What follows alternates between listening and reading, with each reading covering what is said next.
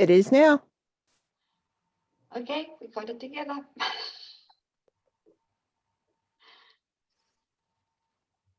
Okay, are you all right to go, Jacqueline? Yeah, Okay. I'm ready. All right. So, hi everybody. Welcome back for the next installment in our seminar series for the Collecting the West project. And this week it's Jacqueline Van Gent's turn. Jacqueline is the CI on our project, and she's a historian at UWA University. And she mainly works on the history of missions in WA, and is particularly interested in the history of Catholic missions. And so she's on our project looking at the role that those missionaries had in the collection of Aboriginal culture. And she's been doing lots and lots of field work, not only in WA, but in all the kind of Germanic world, shall we call it. So she's been in Germany, and she's been in Scandinavia, and she's been looking into the Vatican collections as well, Vienna. So she's here to tell us a little bit about what she has found out. Yeah, Before thanks. I hand over, I should acknowledge that we are, of course, speaking and standing on Indigenous country that has never been ceded, and thank their elders past, present and emerging for all the work that they do in looking after country. And I myself wish to acknowledge the elders of Wurundjeri country here in Melbourne, where I live and work. Thanks, Jacqueline. Over to you. Well, thank you, Andrea, and hello, everyone. I too like to start with the acknowledgement of country. I'm speaking today from Noongar Whadjuk country here in Perth, WA campus, in fact, and I like to pay my respect to Indigenous leaders, past, present, and emerging.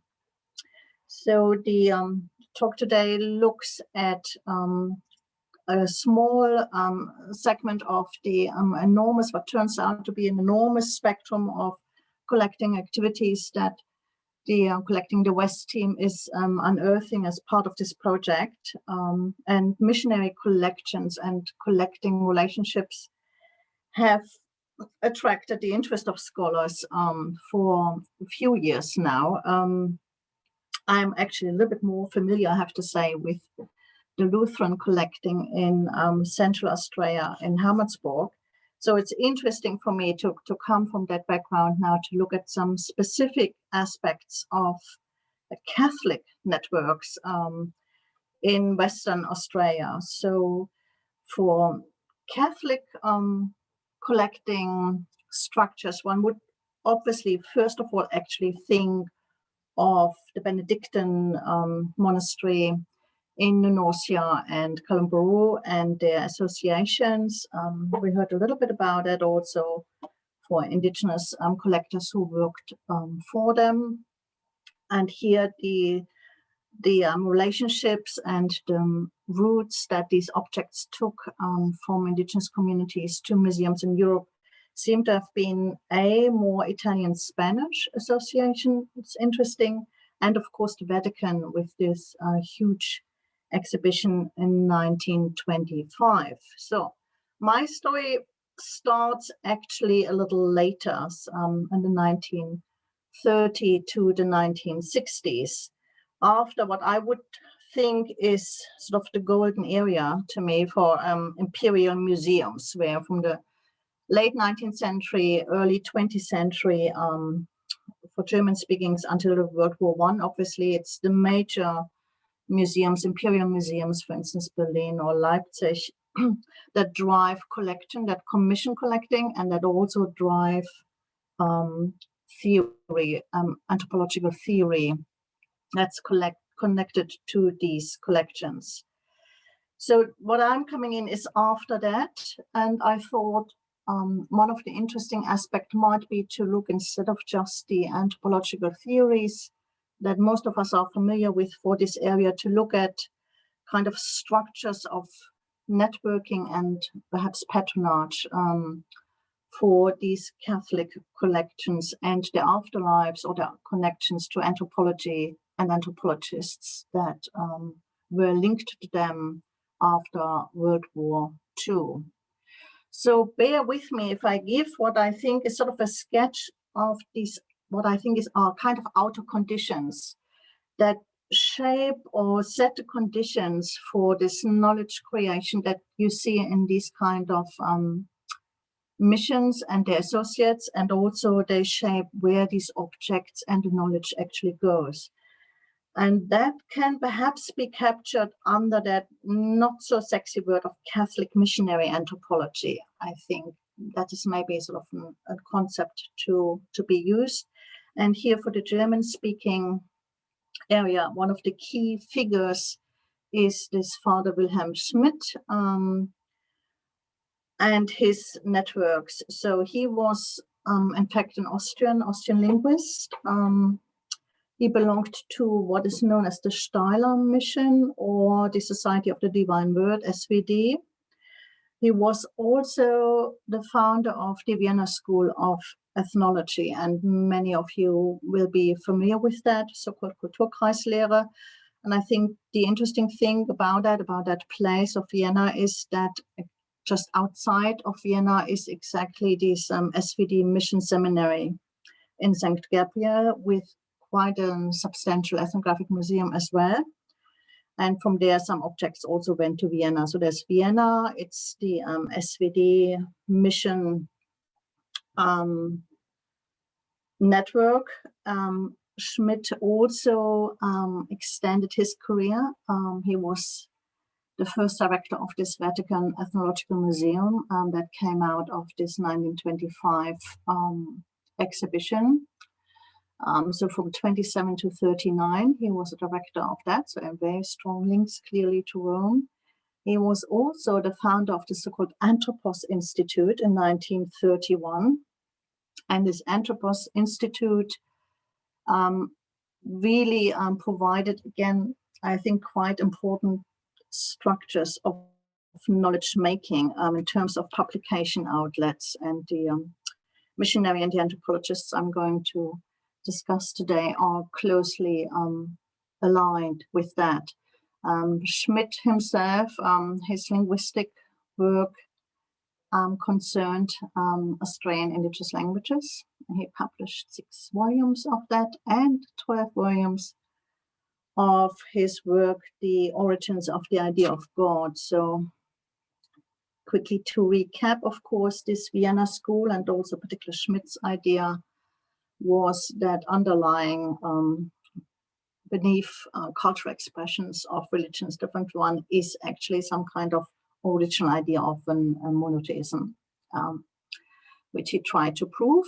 And he has this idea of this, what's also described as diffusionist culture, that cultures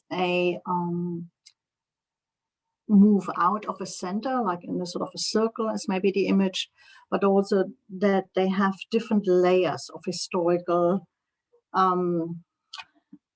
age, so to speak. And these different layers come with different movements of migration. And these are sort of the kind of 2 things that guide his theoretical analysis, and that also plays a little bit into the way of thinking of these missionaries that I'm discussing today. So that's one structure. The Anthropos Institute is, just briefly again, as I said, was founded near Vienna by Schmidt. They moved 38, obviously, with the Nazi occupation of Austria, to Switzerland first. After the war, eventually they find a new home in Germany. And again, it's interesting that it is near the location of this SVD missionary seminary, and it is close to Bonn and Cologne, where Petri, one of the anthropologists I'm looking at here, also held a chair. So it's kind of interesting, this kind of proximity. Again, one of the key outlets of this institute was a journal called Anthropos, in which Worms, the missionary I'm looking at, published several articles. So did Petri, this anthropologist. The Anthropos Institute had some collecting activities, but it concentrated largely on Africa with a guy like Sylvester, for instance. And finally, the key, I would say, linguistic work of Worms and his collaborator Neckes on Australian languages was also published with that Anthropos Institute in the early 50s on microfilm. Okay, so another key player, sort of this Catholic mission anthropology, is obviously the Vatican Museum. The Vatican Museum, again, itself, has a publishing outlet in which, again, Worms and also Petri published regularly. So that's where the affiliation went. It came out, as I said, from the 1925 commissioned University of Vatican exhibition, which apparently commissioned more than 100,000 objects to be sent, and quite a bit went back to their communities. I'm not sure what they meant by communities. I guess it's maybe the Catholic communities that sent it there, but about 40,000, I think, apparently stayed in Rome and became the backbone of this new museum.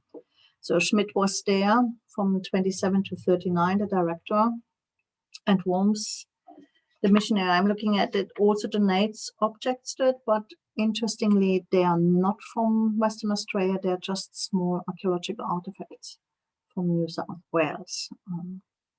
Okay, so the sort of key kind of missionary and his networks I want to look at is Ernest Worms, who is sort of a next generation after Schmidt, I would say. He is associated with the Palatine order as a priest and then later missionary.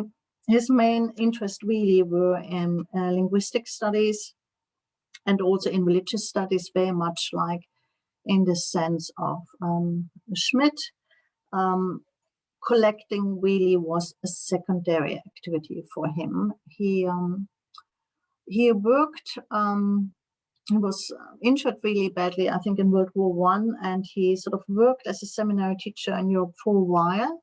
But in 1930, he's called by the Bishop in Boom, who I think is German at the time, and he arrives there in 1930.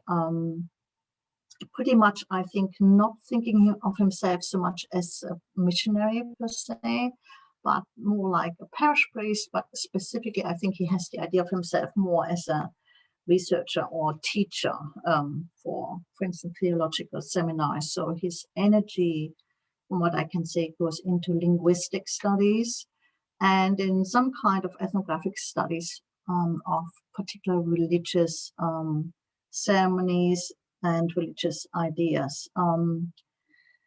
In 1935, he's joined by his colleague Neckes, also from the Palatines. He stayed in Broome until about 1938. Then Worms is called to Kew, to Melbourne, to be director of the Palatine College there. He goes back for some years to West Australia. Then in the late 1950s, called again to Sydney to be director of the Palatine College there. And that's also where he stays then for the rest of his life. So he published numerous articles in these kind of journals that I described that are associated either with the Vatican Museum or with this Anthropos Institute in particular. And he's mainly known in Australia for his work with Neckes on Australian languages. That was then finally translated, but also edited by McGregor in 2006. I think it's perhaps worthwhile to take a little bit of a look what these Palatines are, what role they play in the kind of colonial or imperial world in Germany in particular, because they're clearly sort of intertwined also, I think, really with colonial activities and kind of thinking and collecting in Imperial Germany. So they are founded in Rome. Limburg, small place in Western Germany, is their sort of seminary and their headquarters or their mother house.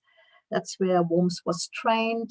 That's also where there's a mission museum, which he then later sends objects. The Palatines, or the Societas Apostolatis Catholici, in the German colonial contexts, they were really very active in the German colony of Cameroon from really the 1890s to World War I, when Germany, of course, loses, inverted commas, this colony. So it's the African focus that's particularly strong. Obviously not an Australian focus because it's not a colonial area, but this collaborator of Worms Neckes is really clearly involved in that. So he works as a linguist and as a missionary in Cameroon for a while. And the background, so there's this emphasis on this linguistic work, on the combination of linguist, mission, and sort of colonial expansion is also acknowledged.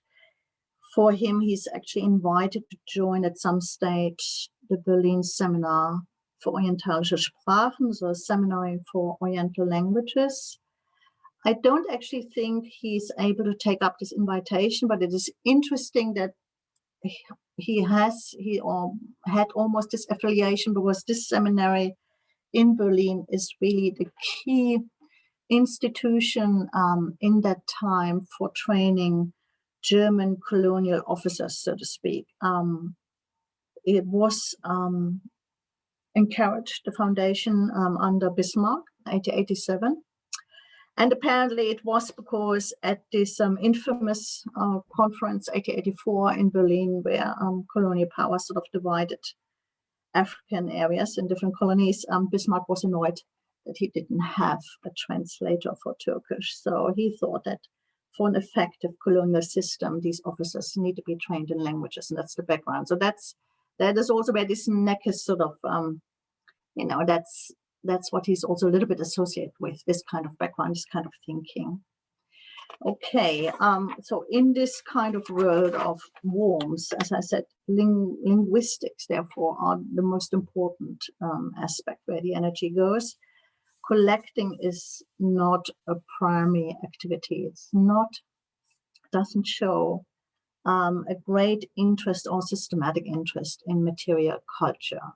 That's very much in contrast to the kind of systematic, slightly rigid, I think, approach they take to linguistics, where really everything is documented in its different variations and so on. We don't see any of this attention being expanded to documentation of material culture.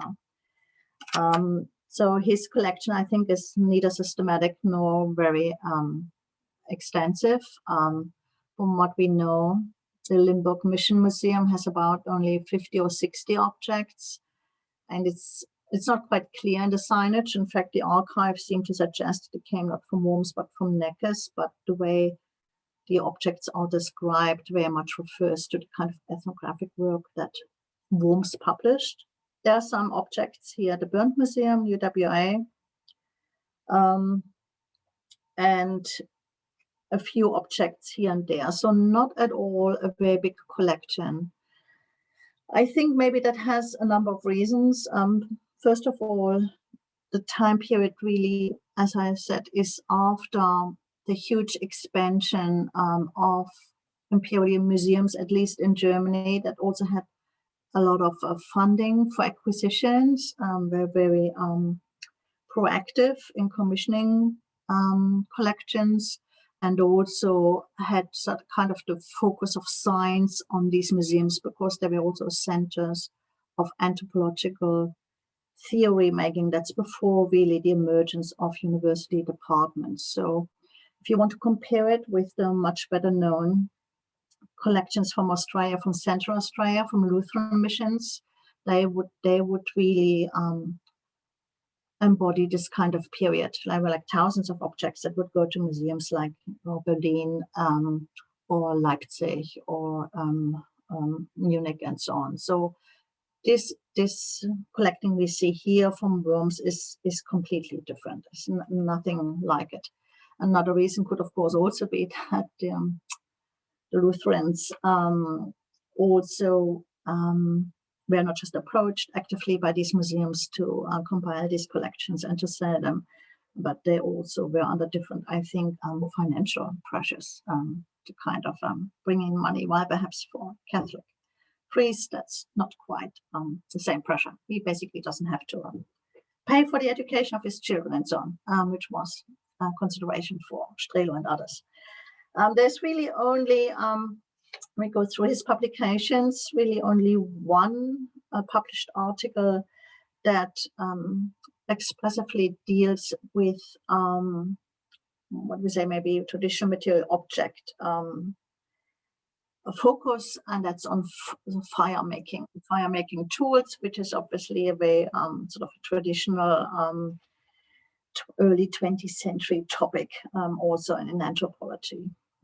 But where we have really, I think, some advantages in this material from Worms is that because of his linguistic work, he is accustomed to noting down his indigenous informants. So both in his notebooks and in his publications, we can actually see almost always for important information that he does give the name of his indigenous informants, often also with the time when it was recorded, the month and the year, and the place. So again, this is not directly linked then to the objects, but since a lot of objects then appear in the contexts of his work on mythology, for instance, like so-called legends, and there we have the informants, one can maybe sort of from an indigenous community point of view then see some kind of connection, some kind of system, at least we sort of have a starting point. So a number of people like Yaruman Rafael de Logora seems, or is at least identified, same like Tommy Mayabala, as someone who not just gives one-off information, but Worms says he worked with him for 5 years. Other men like Gogot and particularly Gombal Molade are identified here also in providing specific information on religious ideas and mythology. They are sort of described, like in the case of Gogot, as a Yaro man who lives at Beagle Bay Mission. But it doesn't mean, of course, that they permanently live there. So that's not clear, but they're at least in the vicinity of Beagle Bay in this case. There are also female informants, at least 2 he's mentioning in his publications. So that's a woman called Dembare and also a woman called Badenga. And they appear in a number of his publications as informants for support mythology.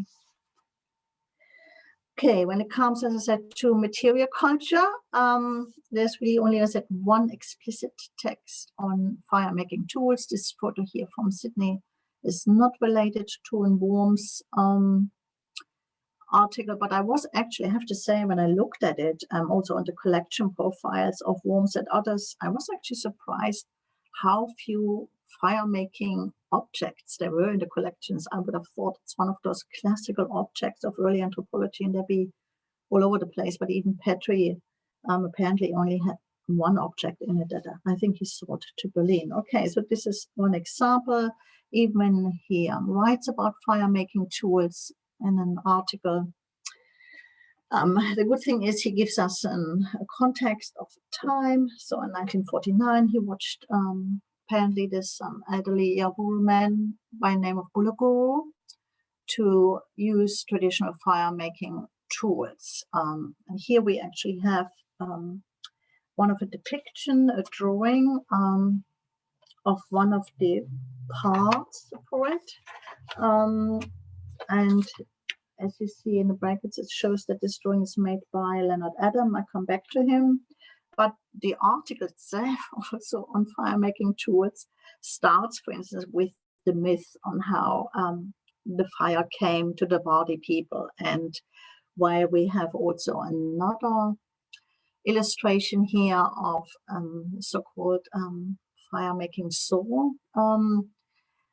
That is how far as he goes with the material description. So he then immediately goes, he describes how the band Bulaguro uses them to make fire, but the remaining 95% of the article are really not just about how the fire came to the body, but very detailed linguistic lists, like lexical lists of words relating to fire. And it's always in the publications by him and in his notebooks, kind of comparative. So it goes through a number of indigenous languages and looks at the words and compares them. So if one would go, I think, carefully through it, one could probably pick up interesting information like about timber or wood that's sort of associated with that. But, you know, the materiality of the object is not the most important thing here for them. What is not a thing, as always nice in research, of course, is these sort of unexpected things. So while these object collections have very little documentation, but we have more description in his description of legends when objects come. Then sometimes one has a moment like that. This is an unpublished notebook that is held at the moment at the South Australian Museum. And here, so it's an interesting object in itself. It's pencil drawings that that Worms commissioned. So about, to me, has sort of an interesting idea of patronage relationships that are in these moments of exchange of knowledge and maybe objects here, and also the kind of agency perhaps. So this is from 1949. Worms notes in this notebook that this is from an Mbali man called Yoanda, and he meets him. He says he meets him. I take it he must have been a patient in the leprosarium, so in the leper hospital at Derby. This is not normally a place that he mentions for either his linguistic work or for collecting work, but perhaps as a priest, as a Palatine priest, that was probably part of his sort of work area, if you like. So this this notebook combines, show you very different kind of objects and figures, and I have a feeling, I don't know, that he left it really to Yoanda to basically draw what he wanted. So the combination of objects and the descriptions of it are perhaps, I think, entirely Yoanda's agency, and it's in this sort of playing together of different aspects is nothing that I see otherwise in the writings of Worms or in his collections. For instance, it includes, can't see that here, these millstones here on the corner, but also obviously mythical beings and animals, but also plants. Don't list all of them.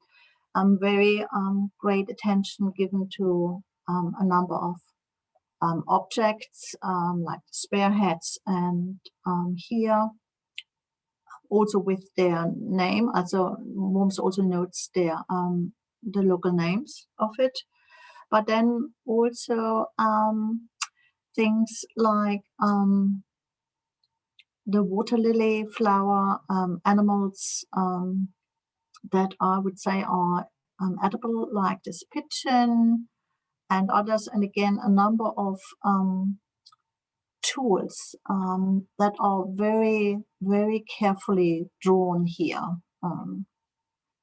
with great attention to detail. Things like yam that are obviously also staple fruits, and these are things I haven't seen in a collection any reference to that. So I didn't think Worms was actually also paying attention to collecting, for instance, like flora and fauna. So this kind of a very different holistic view we see here, or this is another page of it, 20, where we see again a number of animals like yam or guana, and freshwater turtles. And last one, for instance, a number of so-called spares in English, but at least Worms was carefully to note the local different words for what was there. Obviously, different tools, different objects in the local understanding. So that is noted here as well.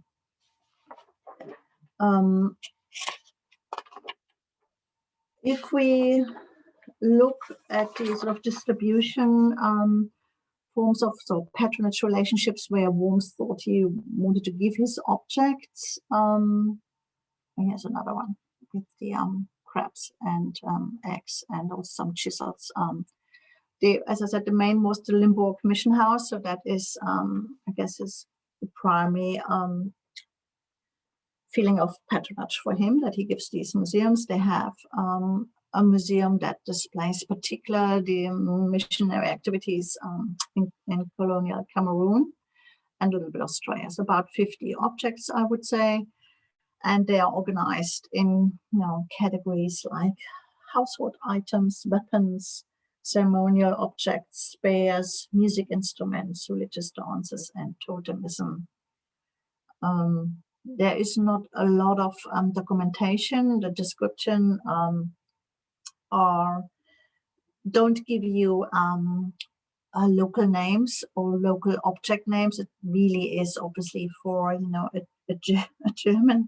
German audience that supposedly, from their point of view, doesn't have an interest in knowing more detail or, in fact, names of indigenous people or informants of it. Some other objects went to Melbourne University collection via his connection with Leonard Adam. Leonard Adam is German-speaking Jewish background. He was born in Berlin, but left Berlin, I guess, in time for London, and came out, in fact, during the war to Melbourne. So he got a position at the University of Melbourne to teach so-called primitive art and established a kind of a collection. Interesting, again, he has this correspondence with Worms. From what I could see, Leonard worked on some of the articles or the manuscripts that Worms wanted to publish in these Catholic journal outlets. And with these publications, like this example of this fire tool has shown, but it's also some other objects, apparently, he sent the objects that were to be depicted in the article or mentioned also to Leonard, or even to the place like the Anthropos Institute or the Vatican, where the other journal was published. So these are two objects here that we have in the collection. They are related to a ceremony that Worms apparently witnessed, the Guarana ceremony, and that he also described at length in an article. So these objects come in 1948. He also describes to Leonard in an article that some of the sacred objects that he discusses in an earlier article, he managed to get them to Rome because a parter or two parters who were traveling to Rome would carry them for him to, I would say, to the Vatican Museum. So some objects from Worms came also to the Burnt Museum in '86 when the Burnt Museum, I think, was established. So that is posthumously. So that's when the Palatines somehow related, thought that this is a good place now to give it here locally. They were for many years, when we still had sort of a permanent exhibition after Burnt Museum, when they were in the Social Science Building, they were sort of key figures in the exhibition. This is a photo of one of them, so-called Nimajara figure, mythic figure from the body, and this is the condition of the object now, but we know that there were things missing because we have a drawing by Worms in his article, and also a photo apparently from the ceremony, his article from '42 on these Granara ceremonies. So that's an example again where he describes certain objects if they are part of religious ceremonies which he's actually interested in. Okay, one of those, I think, kind of legacies, or legacies not maybe the best word, but kind of connections that go beyond this mission networks for worms are two German anthropologists, Helmut Petri and Gisela Petri-Odermann. Petri came independent of worms, obviously in 38, 39, the first Frobenius expedition to WA. I think Martin Pohr is working on that. Again, he has this connection with Vienna. He got actually his PhD 33 while he was working as a curator also at the Museum of Natural History in Vienna. His PhD was, I think, on so-called primitive money or currency in the South Sea. He joins the Frobenius Institute in the mid-30s. Frobenius, obviously, his main interest is rock art, Africa, but Frobenius Institute is also at the time very well endowed with finances. Frobenius, I would have to say, was very close to the former emperor.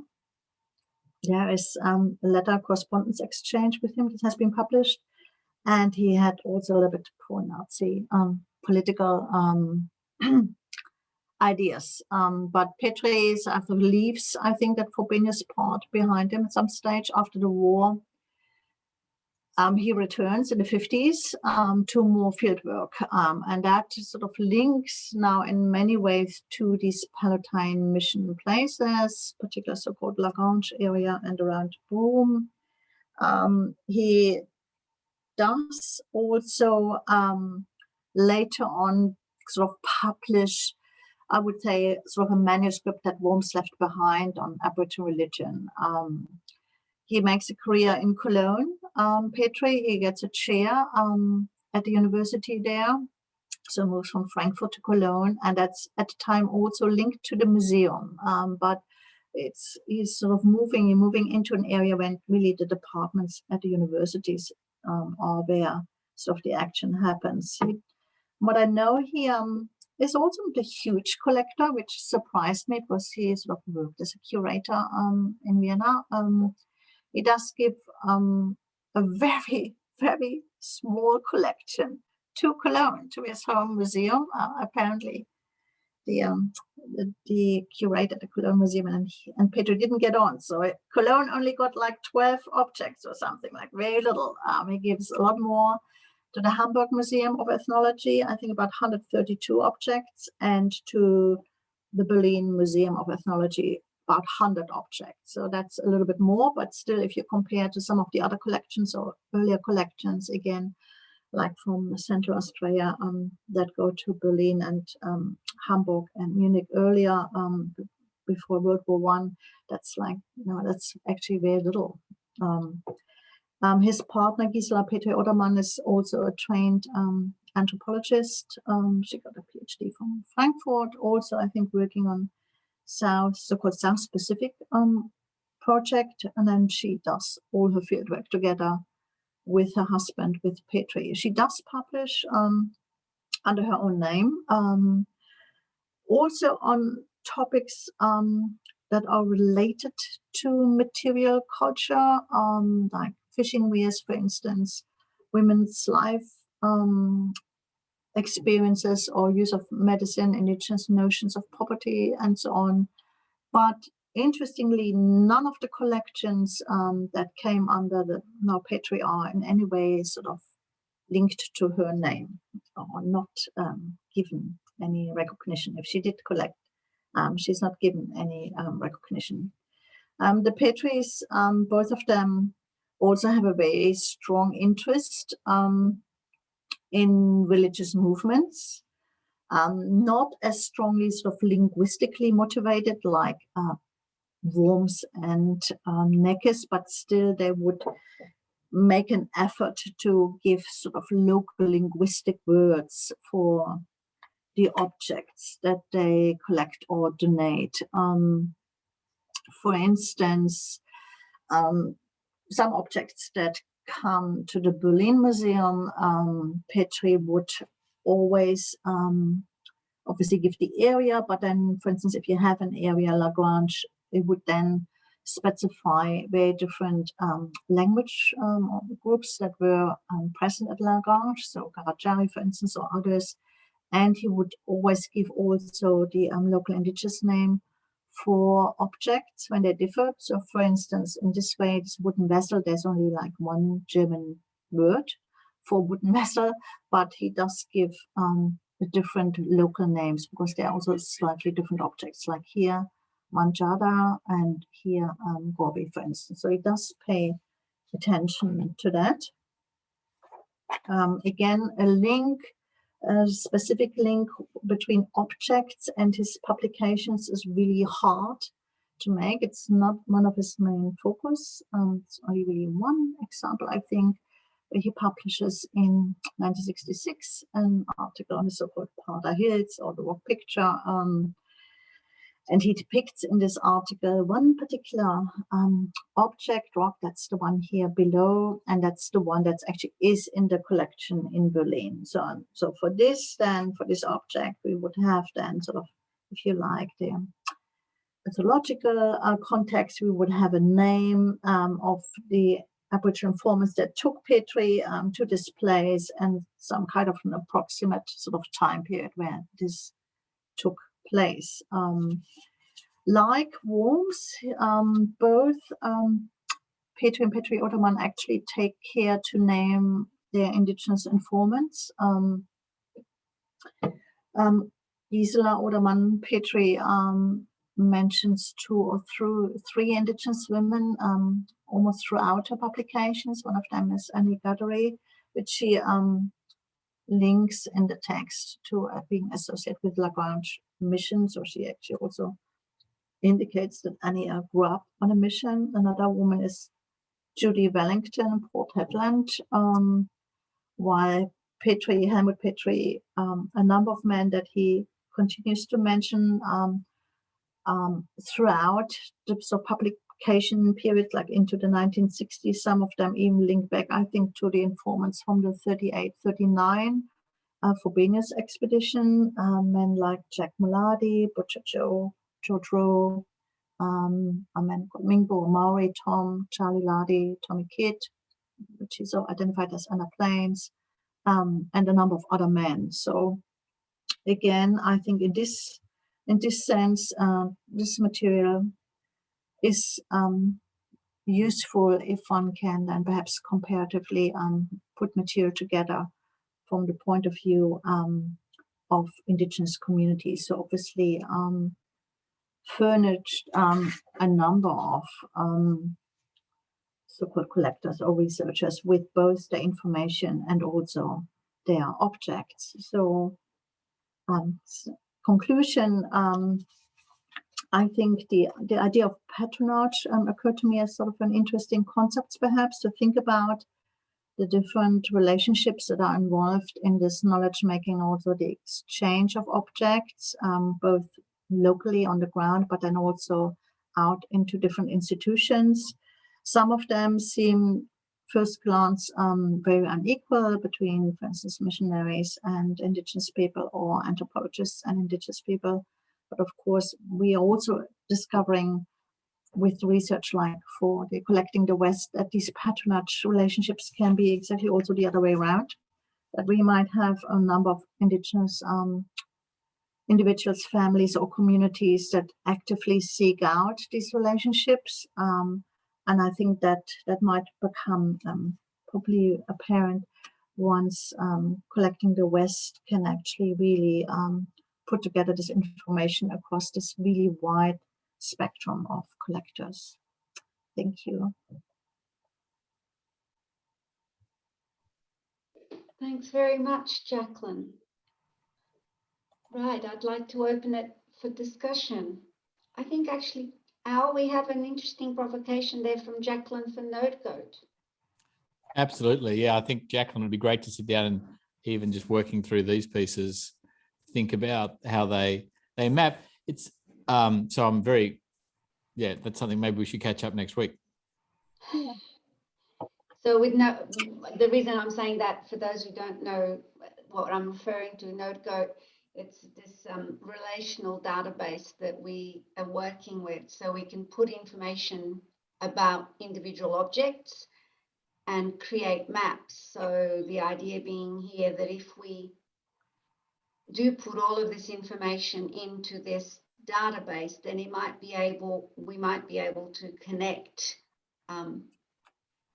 Indigenous agents to more than one collector, for example, or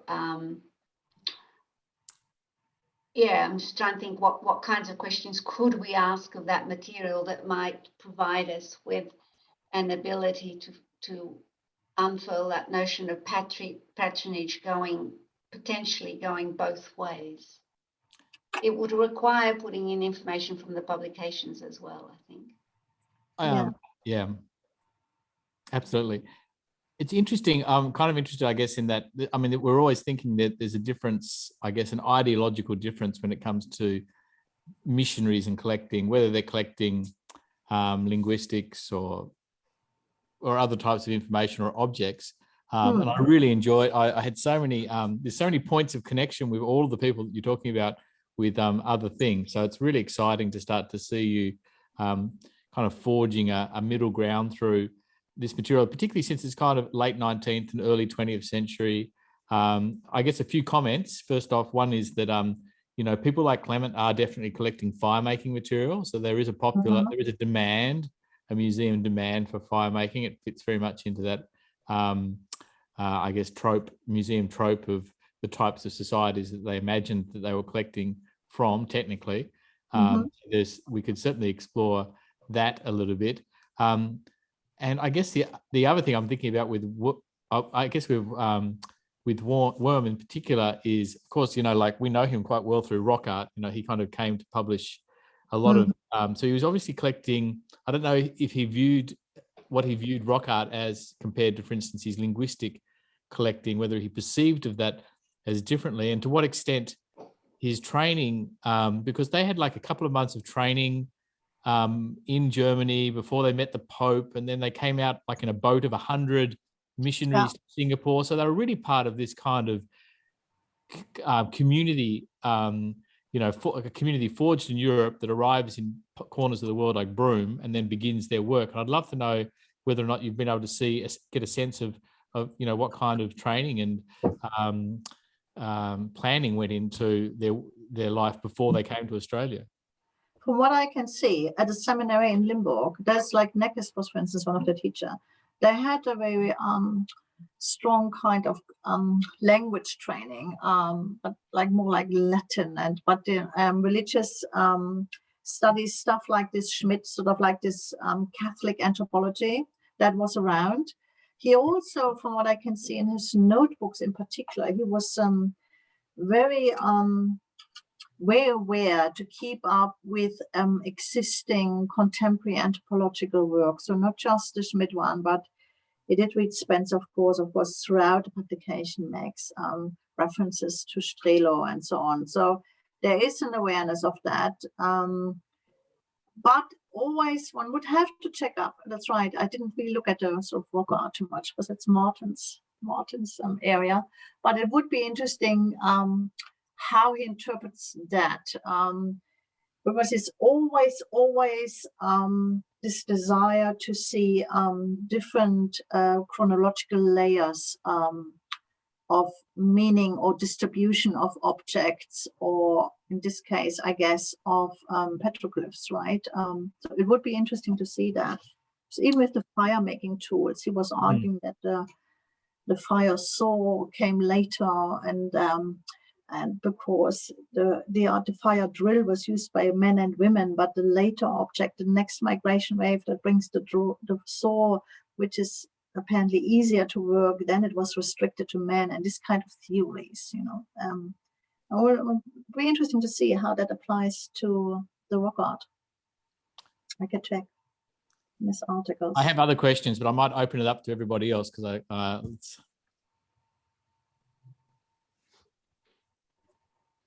So there's a question from Paula.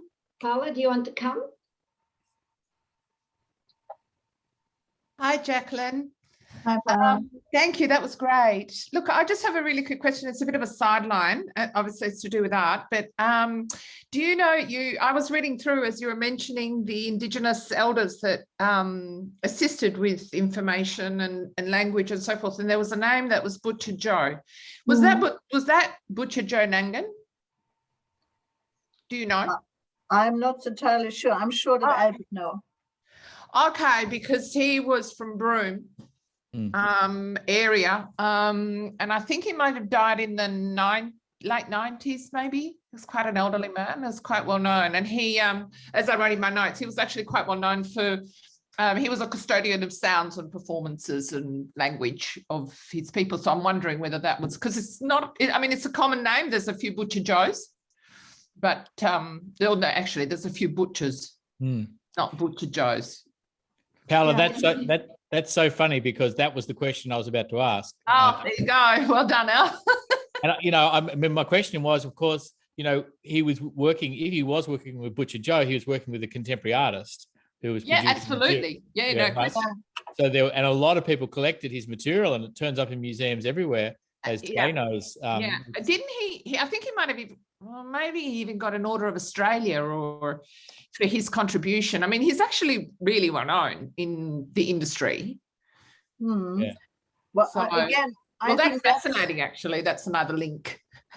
I think that's one again. That's one of those potentials that Collecting the West really has with the node code system. That you could, if you can match them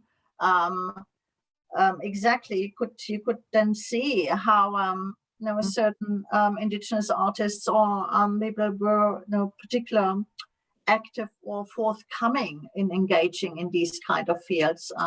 Or even I think what is also perhaps interesting, see it through in certain families or networks, maybe not the same individual, but maybe in a sort of a group of family connections and so on. But I think that is what Collecting the West is obviously so very well positioned to work out.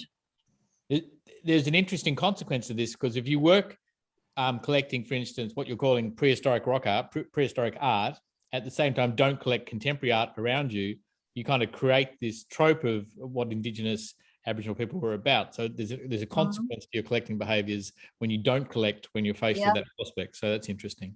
Yeah, and I think that is interesting. And you see that the difference is, you see that a bit in Petrie, I think, in the sort of shift and what they're doing in the 50s and 60s. Petrie has a few objects, I think it's in the Berlin collection, where they are, I think they're described as little bark pieces, and there are paintings on them, ochre paintings on them. So they're not like neither utilizing objects, so to speak, nor clearly ceremonial objects that you usually have in these collections. So suddenly that looks like art, so to speak. And they are also start to make these comments or are more aware of social changes. This whole idea about how ideas travel with the people who are pushed from more inland or desert areas to the coast, as we know. So they start with this analysis in religious life, but actually they're more and more become aware of sort of social impact that this phase of colonization has on the communities. But it's interesting, you're right, if you compare it with the Burns, a fabulous PhD student is studying at the same time. I don't know that they collect sort of contemporary art, although Petrie has some of these so-called tin masks that I think Tyndale collected. When you walk into the South Australian Museum, there are a number of them displayed. So that is, of course, sort of contemporary, new kind of objects, I would say, or materials. So, yeah.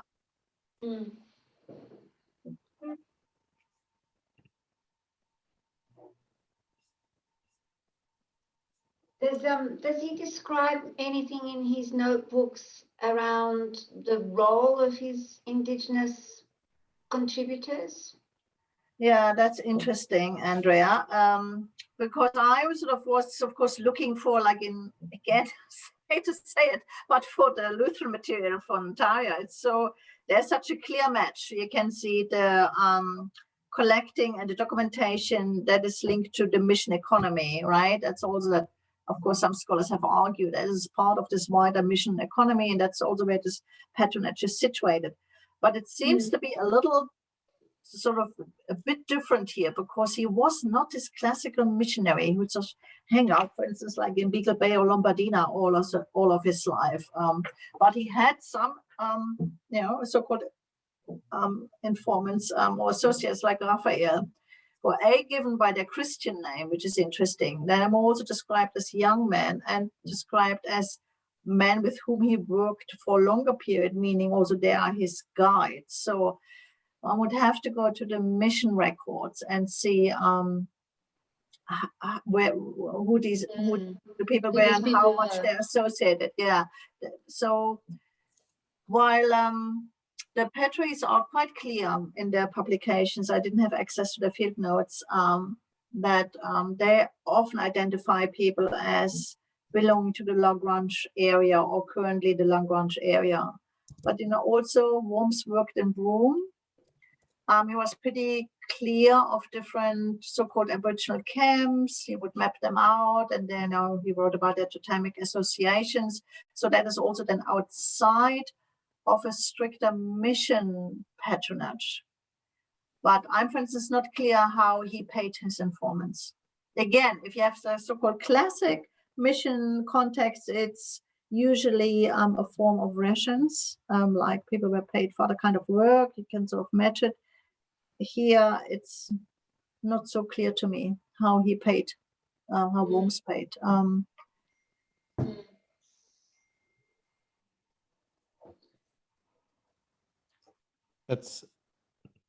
We're at the hour, Andrea. We are too. I was just thinking, it's, you know, I can see this project can just go forever, because now we need to go up to the missions and do archival work there. Yeah. Well, Mike, yeah, the question for a coffee next week, Jacqueline, is, you know, is this are missions a useful lens, or are we actually, you know, is there a cross-cutting theme that we can kind of use to explore these types of collecting behaviors in outside of that mission frame? I'm kind of interested in that. So, because it's such a powerful organizational structure in Australian anthropology and kind of studies generally. So that kind of yeah, that's why I think maybe, you know, already that kind of mission stuff is deconstructed by historians. Obviously, if you look at indigenous missionary relationships, so much work that comes out is on indigenous agency in these places that we call missions. Yeah, I think if one would look maybe at sort of power structures or relationships of patronage across the different collecting moments that we are describing in this project, then maybe the so-called mission context can be one of them. And it would be interesting to see how different it is or similar to others, I would suggest. Yeah, I think that might be the question. That's for next time. Next time. That's for next time. Next time. All right. So next week it's moi. I'm still in the middle of writing it, but let's give it a go. Anyway, thank you all very much for coming this week and participating in conversation with us and Jacqueline, and hope to see you next week. In the meantime, keep well and safe and have a lovely weekend.